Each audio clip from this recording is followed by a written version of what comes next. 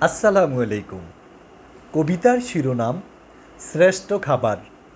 কলমীয় কণ্ঠে দেবনাগরের কবি মোহাম্মদ সোহেল রানা। ছাগল গরু খায় না যাহা, মানুষে তা খায়। তাদের খাওয়া দেখলে আমার মাথা ঘুরে যায়। তোমরা কি ভাই বলতে পারো সেই খাবারের নাম? টয়লেটেও খেতে পারে একসাথে দুই কাম। সেই খাবারের জন্য তাদের সদাই কাঁদে দিল, আগুন ধোঁয়া দুর্গন্ধে জাহান্নামের মিল।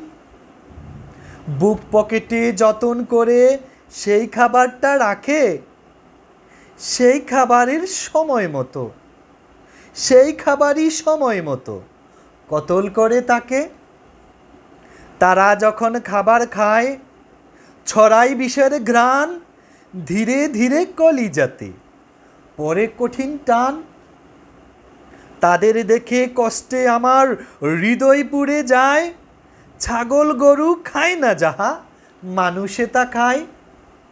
সবাইকে অনেক অনেক ধন্যবাদ।